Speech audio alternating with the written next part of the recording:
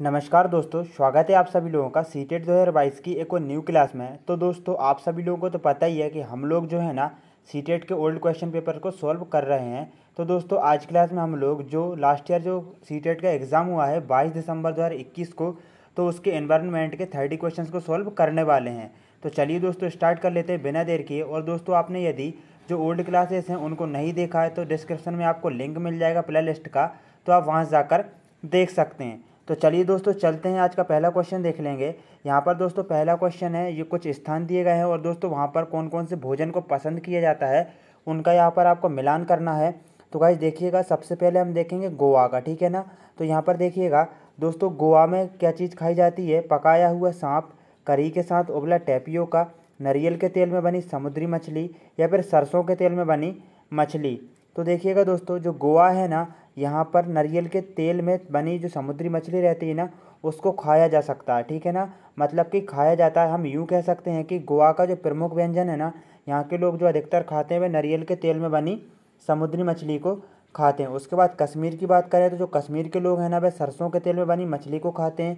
तो यहाँ पर कश्मीर को हम यहाँ पर ऑप्शन नंबर 5 पे और गोवा को दोस्तों ऑप्शन नंबर 4 पे लगा देंगे। केरल की बात करेंगे तो दोस्तों केरल में करी के साथ जो उबला टेपियोका रहता है ना, ये सीधा क्वेश्चन बनता है कि टेपियोका कहाँ के लोगों द्वारा खाया जाता है? तो केरल के लोगों के द्वारा खाया जाता है। तो इसका राइट आंसर क्या हो जाएगा? ये वाला हो जाएगा। और हांगकांग में दोस्तों लिंगू फैन नाम का सांप खाया जाता है, यूँ कहें पकाया हुआ सांप खाया जाता है। तो दोस्तों देख लीजिए इनके अकॉर्डिंग कौन सा ऑप्शन है, तो ऑप्शन नंबर 4 है। तो राइट आंसर कौन सा हो जाएगा? ऑप्शन नंबर 4 हो जाएगा, ठीक है ना। तो याद रखना दोस्तों, इसका राइट आंसर ऑप्शन नंबर 4 हो जाएगा। एक बात और दोस्तों, जो पिछले जो क्वेश्चन है ना, वही आने वाले सीटेट में रिपीट ज़्यादा से ज़्यादा होते हैं, इसीलिए आप इनको अच्छे से याद करते जाइएगा। आगे देखेंगे, मिर्ची हमारे देश के प्रत्येक भाग में उपयोग होने वाला एक महत्वपूर्ण मसाला है। इस मसाले को व्यापारी हमारे देश में कहाँ से लाए थे? सीधी सी बात यह है कि जो मिर्ची है, जो कि दोस्तों हमारे यहाँ के मसालों में प्रमुख है, तो वह हमारे देश के जो व्यापारी है वह कहाँ से लाए थे? चाइना से, दक्षिण अफ्रीका से, दक्षिण अमेरिका से, या फिर अफ़गानिस्तान से। तो इसका राइट आंसर बताइएगा। तो दोस्तों जो मिर्ची है ना, ये हमारे देश में दोस्तों दक्षिण अमेरिका से आई थी। कहाँ से आई थी? दक्षिण अमेरिका से आई थी। तो आपको याद रखना है। यहाँ पर थोड़ी सी चीन की बात कर लेते हैं। चीन के प्रेजेंट टाइम पर प्रेसिडेंट जो है ना, शी जिनपिंग है। और यहाँ की मुद्रा का क्या नाम है दोस्तों? तो युआन है। और बीजिंग यहाँ की क्या है?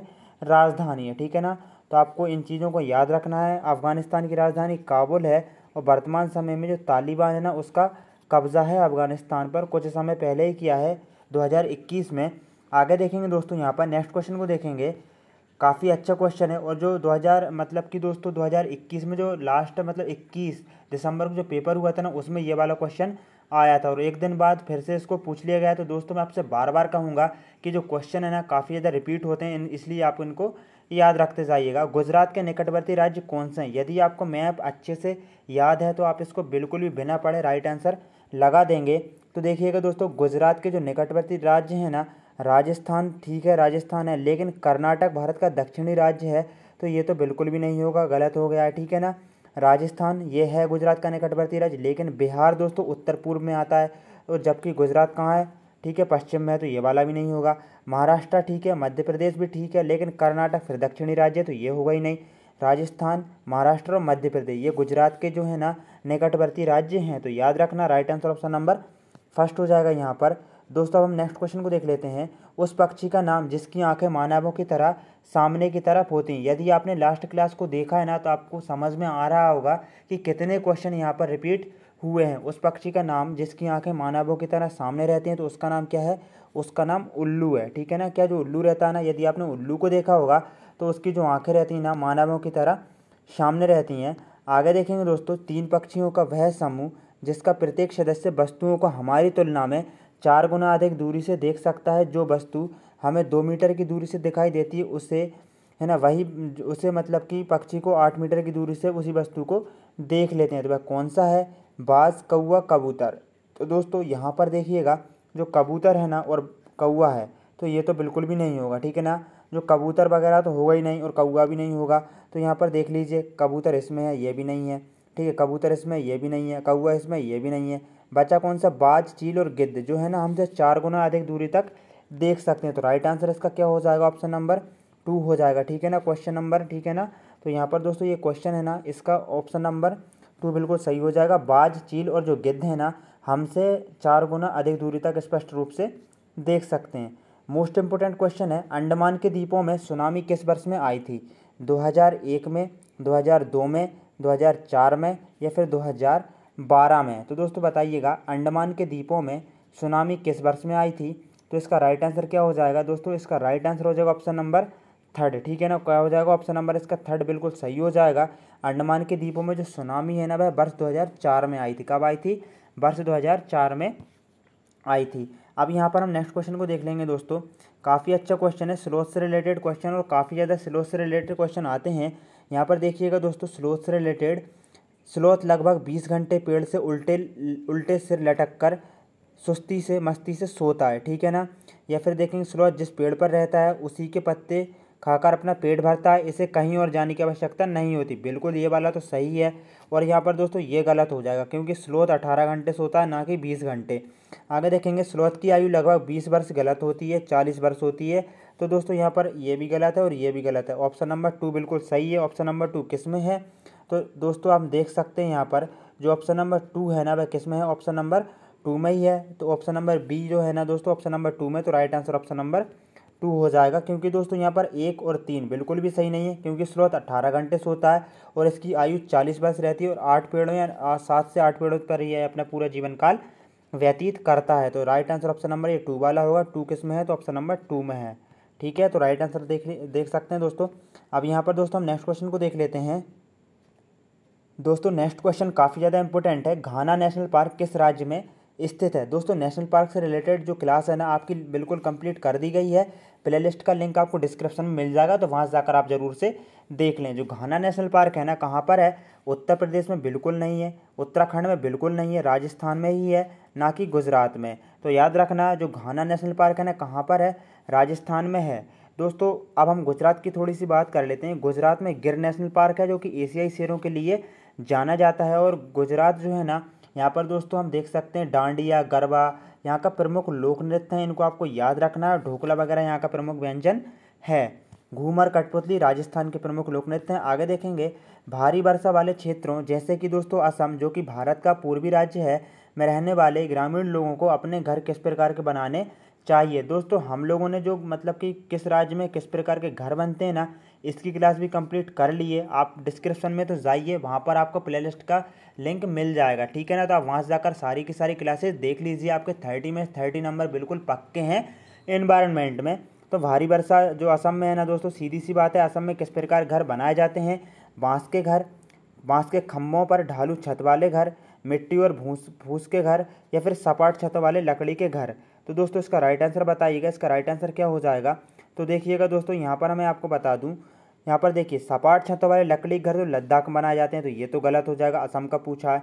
मिट्टी और फूस के घर ये बनाए जाते हैं राजस्थान में, तो ये भी गलत है। बांस के घर सिर्फ ठीक है असम में बनाए जाते हैं, लेकिन बांस के खम्भों पर ढालू छत वाले घर जो है ना, ये असम में बनाए जाते हैं, तो ये वाला बिल्कुल यहाँ पर सही हो जाएगा। ठीक है ना, तो राइट आंसर कौन सा है दोस्तों? ऑप्शन नंबर 2 हो जाएगा। यहाँ पर नेक्स्ट क्वेश्चन को देखेंगे, काफ़ी ज़्यादा इंपॉर्टेंट है। घटपर्णी शिकारी पौधा या पिचर प्लांट जो कीट और मेंढक तक को फंसाकर खा सकता है, हमारे देश के एक पूर्वी राज्य में भी पाया जाता है। इस राज्य का क्या नाम है? नागालैंड, मेघालय, असम या फिर मिजोरम? तो दोस्तों जो घटपर्णी है, ठीक है ना, कौन सा घटपर्णी, जिसको हम नेफेंथीज भी बोलते हैं, जो कि कीड़े मकोड़ों को फंसाकर खा जाता है, भारत के किस पूर्वी राज्य में मिलता है? तो यह मिलता है भारत के मेघालय में। ठीक है ना, कहाँ पर मिलता है? मेघालय में मिलता है। काफ़ी ज़्यादा इंपॉर्टेंट है। असम का एक प्रमुख लोक नृत्य है, जो कि कई बार सीटेट में पूछा जा चुका है कि चेरा प्रमुख लोक नृत्य कहाँ का है? तो ये दोस्तों मिजोरम का है, ना कि असम का है। असम का बिहू है। ठीक है ना, आगे देख लेंगे। यहाँ पर दोस्तों 2 बच्चों की क्लिनिकल विकृति रिपोर्ट नीचे दिए अनुसार थी। ठीक है ना, क्लिनिकल जो विकृति रिपोर्ट है ना, नीचे दी गई है, पढ़ लेते हैं हम क्या चीज़ है। देखिए, आरती आयु 12 वर्ष है, स्त्री है। ठीक है ना, हीमोग्लोबिन कितना है? 10.5 ठीक है ना ग्राम। नमन आयु 12 वर्ष, पुरुष है, हीमोग्लोबिन कितना है दोस्तों? 8 ग्राम है। उपरोक्त रिपोर्ट के अनुसार निम्नलिखित में से कौन सा एक निष्कर्ष निकाला जा सकता है? तो दोस्तों आरती अनीमिया रक्त अल्पता से पीड़ित है, नमन अनीमिया रक्त अल्पता से पीड़ित है। आगे देख लेंगे, दोनों ही अनीमिया रक्त अल्पता से पीड़ित है। ये दोस्तों हिंदी नाम है, ठीक है ना, अनीमिया का।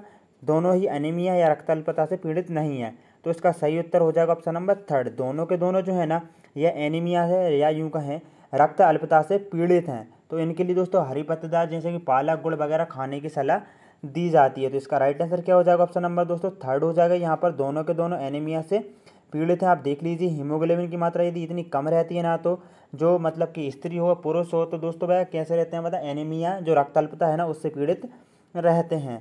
यहाँ पर नेक्स्ट क्वेश्चन को देखेंगे। अल बरूनी एक यात्री जिसने हमारे देश का भ्रमण किया था के बारे में नीचे दिए गए कथनों पर विचार कीजिए। दोस्तों जो अल बरूनी जो थे ना, उन्होंने हमारे देश भारत का भ्रमण किया था, उनके बारे में कुछ कथन दिए गए हैं, तो उनके बारे में विचार कीजिए। दोस्तों अल बरूनी ने भारत का भ्रमण 1000 वर्ष भी पहले किया था। उसने उन चीज़ों के बारे में लिखा जो अब उसके अपने देश से बहुत भिन्न थीं, विशेष रूप से पानी को एकत्रित करने के लिए बनाए गए तालाब।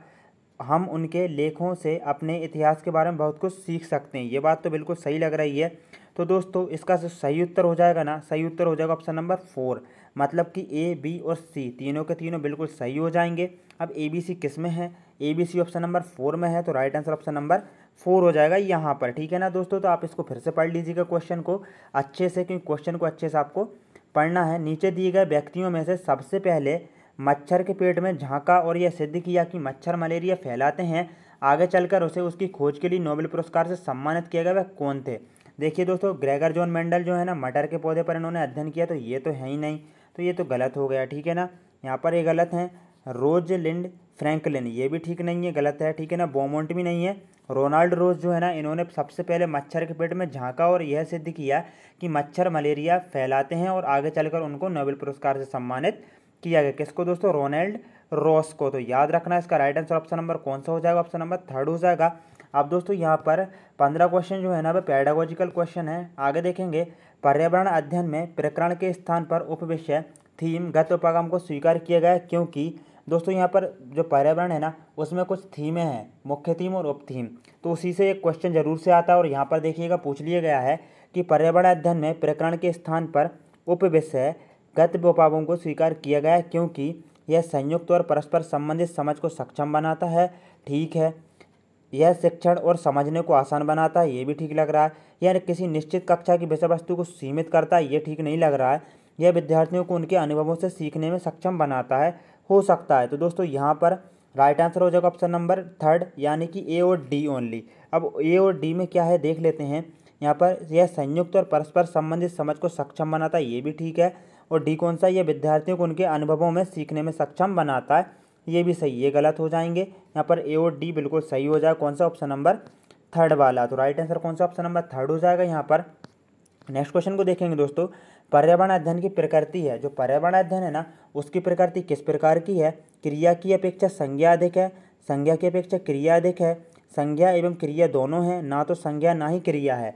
तो दोस्तों यहाँ पर जो पर्यावरण की अध्ययन की जो प्रकृति है ना, इसका राइट आंसर ऑप्शन नंबर 2 हो जाएगा। क्या हो जाएगा? ऑप्शन नंबर 2 हो जाएगा। संज्ञा की अपेक्षा क्रिया अधिक है, क्योंकि दोस्तों आपने देखा होगा पर्यावरण में हम कुछ भी सीखते हैं तो प्रैक्टिकल के माध्यम से करके सीखते हैं, क्रिया करके सीखते हैं, इसलिए संज्ञा की अपेक्षा यहाँ पर क्रिया अधिक है पर्यावरण की जो अध्ययन की प्रकृति है ना उसमें। याद रखना। आगे देख लेंगे दोस्तों। यहाँ पर अपनी अगली कक्षा में प्रदूषण पढ़ाने के लिए योजना बनाते समय निवेदिता पाती है कि ग्रामीण पृष्ठभूमि के विद्यार्थियों ने प्रदूषण शब्द नहीं सुना है और इसलिए उन्हें इससे समझने में कठिनाई होगी। निवेदिता को इस संप्रदाय की शुरुआत करने के लिए कौन सी विधि का उपयोग करना चाहिए? तो दोस्तों व्याख्यान तो बिल्कुल भी नहीं देना है, क्योंकि छोटे बच्चे व्याख्यान को कैसे समझेंगे। ठीक है ना। आगे देखेंगे विचार मंथन। उसके बाद देखेंगे ये भी नहीं है दोस्तों। विचार मंथन कठपुतली द्वारा नाटक, छोटे बच्चे नाटक के माध्यम से सीख सकते हैं। क्षेत्र भ्रमण, और भ्रमण करेंगे, देखेंगे, रुचि उत्पन्न होगी। जितना देख के और करके सीखते हैं ना, उतना कुछ में हम नहीं सीख पाते। तो यहाँ पर दोस्तों कौन सा वाला? सी और डी, जिसमें भी है ना वह राइट आंसर हो जाएगा बिल्कुल। तो सी और डी ऑप्शन नंबर फर्स्ट में ही हमको यहाँ पर दिख रहा है। ठीक है ना, तो फर्स्ट वाला सही हो जाएगा। कठपुतली नाटक द्वारा और क्षेत्र भ्रमण द्वारा, व्याख्या द्वारा तो बिल्कुल नहीं है, और ना ही विचार मंथन द्वारा, क्योंकि दोस्तों एक छोटी कक्षा का बच्चे हैं, वो मतलब कि विचार मंथन कैसे करेंगे? ठीक है ना, कर ही लेंगे, लेकिन दोस्तों सार्थक रूप से जो मतलब कि अतार्किक तौर पर करेंगे, तार्किक तौर पर नहीं कर पाएंगे। तो right answer option number first हो जाएगा, सी और डी। आगे देख लेंगे यहाँ पर परिवार एवं मित्र पाठ के पूर्ण होने पर चेतन विद्यार्थियों का इकाई परीक्षण लेने का निर्णय लेता है। दोस्तों यहाँ पर परिवार एवं मित्र जो पाठ है ना, उसके पूर्ण होने पर चेतन है जो विद्यार्थियों का इकाई परीक्षण लेने का निर्णय लेता है, मतलब कि टेस्ट लेने का निम्नलिखित में से कौन सा कथन इस परीक्षण का सर्वाधिक उपयुक्त उद्देश्य है। तो यहाँ पर दोस्तों टेस्ट लेने का सबसे अच्छा उद्देश्य क्या है, यहाँ पर यही पूछा जा रहा है। विद्यार्थियों की प्रगति का आकलन करना, ये भी ठीक है। विद्यार्थियों के अधिगम का आकलन करना, विद्यार्थियों की कठिनाई को निदान करना, ये भी ठीक है। अभिभावकों को विद्यार्थियों की प्रगति के बारे में बताना, ये भी ठीक लग रहा है। विद्यार्थियों को उत्तीर्ण अथवा अनुत्तीर्ण घोषित नहीं करेंगे, क्योंकि दोस्तों इससे बच्चे जो है ना डीमोटिवेट हो सकते हैं, कॉन्फिडेंस लो हो सकता है, तो हम ये नहीं करेंगे। ABC बिल्कुल सही है। ABC किस ऑप्शन में है, तो दोस्तों ऑप्शन नंबर सेकंड में है। तो इसका right answer option number second हो जाएगा। आप देख सकते हैं, क्वेश्चन को फिर से आप पढ़ सकते हैं। आगे देख लेंगे यहाँ पर।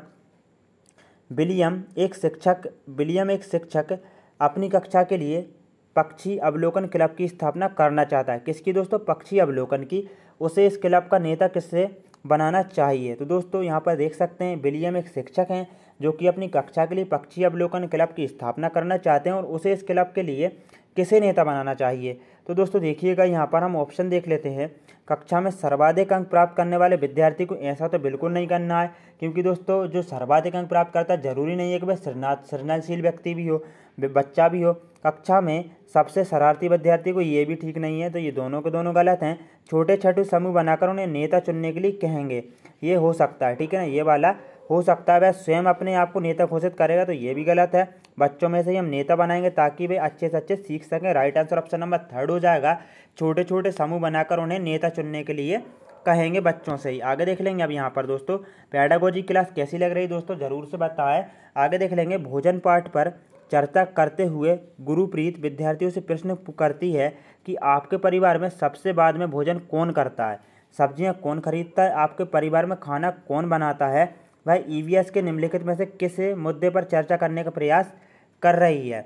परिवार की खान पान की आदतें, परिवार को एक साथ मिलकर खाना चाहिए, परिवार के सदस्यों की भोजन पकाने में भूमिका, या फिर परिवार में जेंडर की भूमिका को चुनौती।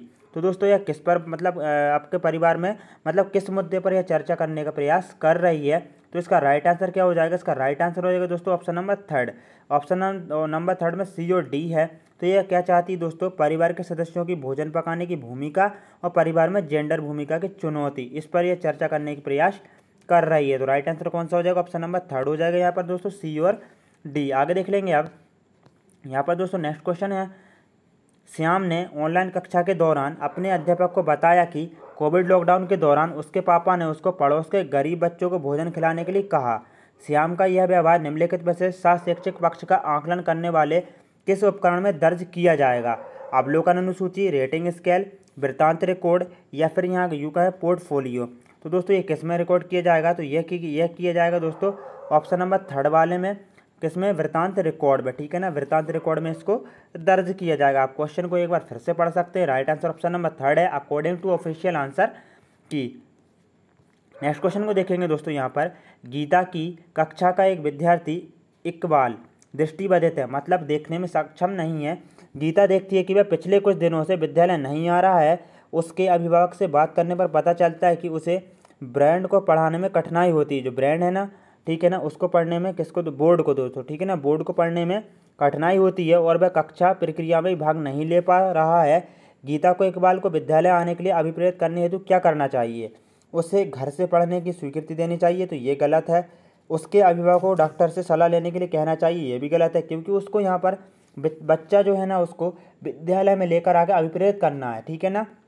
कक्षा नाटक की योजना बनाकर इकबाल के लिए भूमिका निर्मित करना चाहिए, तो ये हो सकता है। लेकिन हम यहाँ पर 4 वाला देखेंगे, इकबाल को आगे की सीट पर बिठाना चाहिए। तो राइट आंसर ये वाला हो जाएगा ऑप्शन नंबर थर्ड वाला, कक्षा नाटक की योजना बनाकर इकबाल के लिए भूमिका निर्मित करना चाहिए। तो याद रखना। अब आगे देख लेंगे। ऋषि चीज़ें हम जो बनाते हैं और करते हैं, पढ़ाने की योजना बना रहा है, वह रेशम कैसे बनाता है, ठीक है ना, रेशम कैसे बनता है, इस पर चर्चा करना चाहता है। इसके लिए निम्नलिखित में सबसे उपयुक्त युक्ति कौन सी होगी। कक्षा चर्चा, विशेषज्ञ वार्ता, वृत्त चित्र प्रस्तुतिकरण, या फिर यूं कहें दोस्तों रेशम पालन इकाई भ्रमण। तो कौन सा वाला इसका सही उत्तर हो जाएगा दोस्तों, इसका राइट आंसर हो जाएगा ऑप्शन नंबर 4, ठीक है ना, रेशम पालन जो इकाई भ्रमण रहेगा ना, क्योंकि दोस्तों यहाँ पर भ्रमण में हम देखेंगे चीज़ों को, ठीक है ना, तो प्रैक्टिकल तो ज़्यादा से ज़्यादा हम सीख सकेंगे। तो राइट आंसर ऑप्शन नंबर 4 हो जाएगा इसका। आगे देख लेंगे अब दोस्तों यहाँ पर पर्यावरण अध्ययन के अध्यापक को करना चाहिए। तो जो पर्यावरण अध्ययन के अध्यापक हैं ना उनको क्या करना चाहिए, पाठ्यचर्या का निर्माण, पाठ्यचर्या का पालन, पाठ्यचर्या का हस्तांतरण, पाठ्यचर्या का क्रियान्वयन। तो दोस्तों क्या करना चाहिए, तो इसका राइट आंसर हो जाएगा जो पाठ्यचर्या है ना उसका निर्माण करना चाहिए पर्यावरण अध्ययन के अध्यापक को। आगे देख लेंगे दोस्तों, यहाँ पर नेक्स्ट क्वेश्चन को देखेंगे, कुछ ही क्वेश्चन बचे हैं।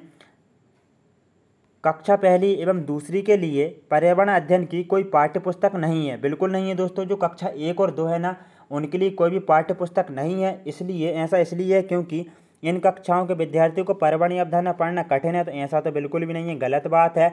आगे देखेंगे, पर्यावरणीय घटकों को भाषा और गणित के साथ समाहित किया गया, बिल्कुल 101% ये सही हो जाएगा। तो बाकी के देखने का जरूरत ही नहीं, क्योंकि दोस्तों ये रटा रटाया क्वेश्चन है, इसको आपको अच्छे से रटना ही होगा, क्योंकि कक्षा 1 और 2 की जो पर्यावरणीय पुस्तक है वह नहीं है, जबकि जो भी उनको पढ़ाना है वह भाषा एवं गणित के साथ समाहित किया गया है। तो इसका राइट आंसर ऑप्शन नंबर 2 हो जाएगा। यहाँ पर दोस्तों नेक्स्ट क्वेश्चन को देखेंगे, रमेश कक्षा 5 में जंतुओं को पढ़ाने के लिए नाटक का उपयोग करना चाहता है, उसे क्या करना चाहिए।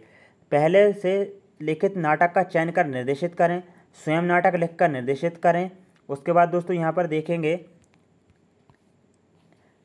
विद्यार्थी से नाटक लिखने और अभिनय करने को कहे, या फिर पहले से मंचित एवं अभिनीत नाटक को खोजे। दोस्तों इसको सिलेक्ट कीजिए, कौन सा राइट आंसर हो जाएगा इसका। तो दोस्तों इसका राइट आंसर जो हो जाएगा ना वह कौन सा हो जाएगा, तो दोस्तों यहाँ पर इसका जो राइट आंसर है ना वह हो जाएगा थर्ड। कौन सा हो जाएगा, थर्ड वाला हो जाएगा। विद्यार्थियों से नाटक लिखने और अभिनय करने को कहें, क्योंकि बच्चे जो है ना प्रैक्टिकल के साथ करेंगे तो ज़्यादा से ज़्यादा सीखेंगे। तो इसका राइट आंसर कौन सा, ऑप्शन नंबर थर्ड है। क्वेश्चन को आप फिर से अच्छे से देख लीजिए। यहाँ पर दोस्तों जल पर चर्चा करते हुए शिवांगी कक्षा 1 के विद्यार्थियों से आकाश का चित्र बनाने को कहती है। सैम ने आकाश में हरा रंग भरा, उसने इस रंग को क्यों चुना। यह पूछने पर वह जवाब देता है कि उसके घर के पास तालाब का रंग हरा है, क्योंकि पानी आकाश से आता है, इसलिए आकाश हरा होगा। शिवांगी को उसकी सृजनात्मकता की सराहना करनी चाहिए, उसे बताना चाहिए कि आकाश नीला होता है। विद्यार्थी के आकाश का अवलोकन की व्यवस्था करनी चाहिए। आगे देखेंगे, उसे बताना चाहिए कि आकाश काला होता है। तो दोस्तों इसका राइट आंसर क्या हो जाएगा, इसका राइट आंसर हो जाएगा ऑप्शन नंबर थर्ड। विद्यार्थियों के आकाश का अवलोकन की व्यवस्था करनी चाहिए। जो आकाश है ना उसके अवलोकन की व्यवस्था करेंगे ताकि उसके रंग को जानेंगे, ठीक है ना। अब आगे देख लेंगे दोस्तों, यहाँ पर नेक्स्ट क्वेश्चन को देखेंगे। ईवीएस के लिए रचनात्मक आकलन है। जो दोस्तों ईवीएस है, पर्यावरण एनवायरमेंटल स्टडीज़, उसके लिए रचनात्मक आकलन क्या है। अधिगम के लिए आकलन, ठीक है, अधिगम का आकलन ये दोस्तों पिछले जो सीटेट है ना उसमें भी रिपीट हो चुका है। आकलन के साथ अधिगम या फिर अधिगम के बारे में आकलन। तो दोस्तों यहाँ पर ए और सी इसका बिल्कुल सही हो जाएगा कि ईवीएस के लिए रचनात्मक आकलन। तो यहाँ पर ए और सी, अधिगम के लिए आकलन और आकलन के साथ अधिगम, ये वाला बिल्कुल सही हो जाएगा। ए और सी इसमें है ऑप्शन नंबर फर्स्ट में, तो राइट आंसर ऑप्शन नंबर 1 हो जाएगा। अधिकतर बच्चे इसको लगा के आए होंगे लेकिन ये गलत हो जाएगा, ठीक है ना। ए और सी बिल्कुल सही है अकॉर्डिंग टू हम ऑफिशियल आंसर की के देख रहे हैं। टेलीग्राम के चैनल से जुड़ जाइए, आपको दोस्तों वहाँ पर नोट्स वगैरह और जो यदि आपको बिलीव नहीं है तो उसको जो ऑफिशियल आंसर की ना उसका स्क्रीनशॉट सेंड कर दिया जाएगा। आगे देख लेंगे दोस्तों, यहाँ पर लास्ट क्वेश्चन देख रहा है, निम्नलिखित में से कौन सा साधन ईवीएस में रचनात्मक आकलन के लिए उपयोग किया जा सकता है। तो दोस्तों देखेंगे, सहपाठी आकलन, स्वयं आकलन, अवलोकन, दृष्टांत अभिलेख। निम्नलिखित में से कौन सा साधन ईवीएस में रचनात्मक आकलन के लिए उपयोग किया जा सकता है। तो इसका राइट आंसर हो जाएगा ऑप्शन नंबर 4। जो दृष्टांत अभिलेख है ना उसको दोस्तों हम ईवीएस में रचनात्मक आकलन के लिए उपयोग कर सकते हैं। तो गाइज हम लोगों ने जो है ना 2021 को जो 22 दिसंबर को जो पेपर हुआ था ना, कब 22 दिसंबर को, उसके एनवायरनमेंट के दोस्तों हम लोगों ने यहाँ पर 30 क्वेश्चन को कंप्लीट कर लिया है विद पेडागोजी। तो दोस्तों क्लास कैसी लगी आप जरूर से चैनल को सब्सक्राइब कर लें, क्योंकि दोस्तों आपको यहाँ पर सीटेट के साथ साथ दोस्तों जो कॉम्पिटेटिव एग्जाम्स हैं ना उनकी कंप्लीट प्रिपरेशन कराई जाती है। दोस्तों हम धीरे धीरे करके जो भी सीटेट के ओल्ड क्वेश्चन पेपर है ना उन सबको सॉल्व करने वाले हैं, इसलिए आप चैनल को सब्सक्राइब जरूर से कर लें ताकि आपको नोटिफिकेशन मिलते रहे। और साथ ही में दोस्तों आप हमारे टेलीग्राम के चैनल से जुड़ सकते हैं, जहाँ पर दोस्तों आपको फ्री नोट्स मिल जाएंगे, वीडियोस मिल जाएंगे, जिसका लिंक आपको डिस्क्रिप्शन में है। तो जय हिंद दोस्तों, मिलते हैं को नेक्स्ट क्लास में।